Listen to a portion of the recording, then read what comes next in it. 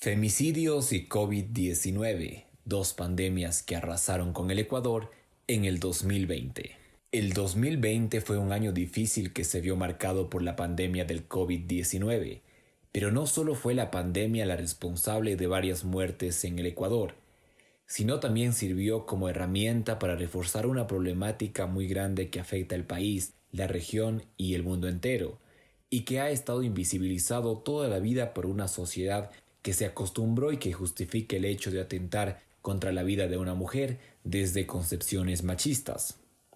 Hablamos del femicidio y sus alarmantes números que siguen creciendo y donde las víctimas al parecer no tienen escapatoria frente a un gobierno y una sociedad que no hacen nada por ellas. Las cifras que se presentan en las portadas de noticias quedan en momentos de conmoción y admiración por la forma violenta de acabar con la vida de una mujer.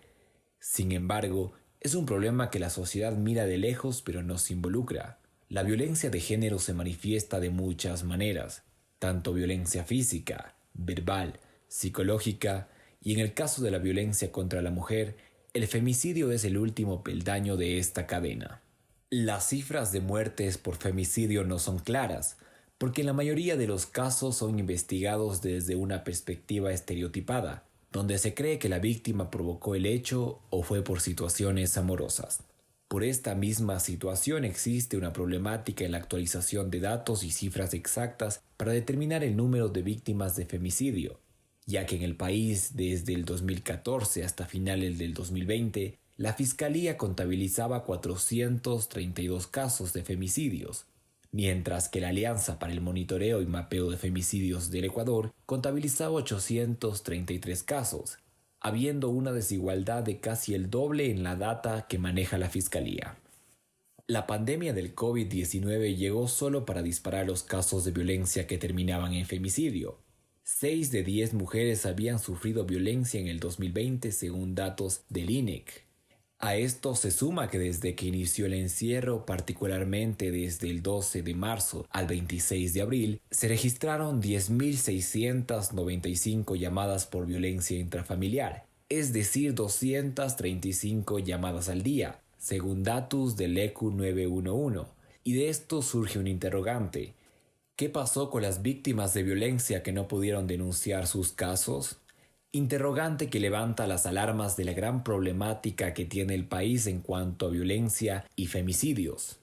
Si no fuera menos, a esta ya gran problemática se suma el hecho de que la Policía Nacional no está preparada para atender estas emergencias. Esto se ve reflejado como un ejemplo en el femicidio de Diana, quien fue asesinada en Ibarra y que su asesino la tuvo como rehén alrededor de 90 minutos para después terminar con su vida, por medio de puñaladas en frente a la ciudadanía y a policías que solo fueron simples espectadores del hecho.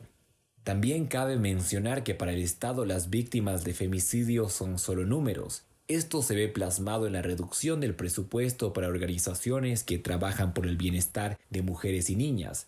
Recorte legítimo, pues el presupuesto está garantizado a través de la Ley para Prevenir y Erradicar la Violencia contra las Mujeres, que fue aprobado en el 2018 por la Asamblea Nacional y presentada por el presidente Lenín Moreno, quien desconoce su propia disposición.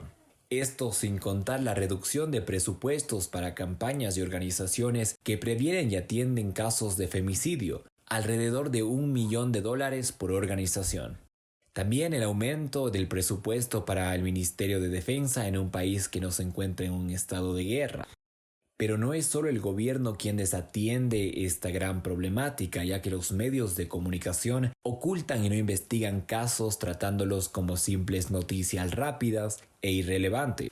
Lo que podemos observarlo en el caso de Maribel Pinto, una persona que fue asesinada por su agresor con 113 puñaladas, y que este fue el título que le sirvió a los medios de comunicación para vender este caso y después dejarlo en el olvido. Para entender cómo actúan los medios de comunicación y por qué no dan seguimiento a estos casos, tenemos la entrevista con Carla Crespo, quien es periodista y que publicó un artículo de investigación sobre el caso de femicidios en el Ecuador, y quien además nos contará desde sus perspectivas cómo ve la labor de los medios de comunicación en cuestiones de género y femicidios.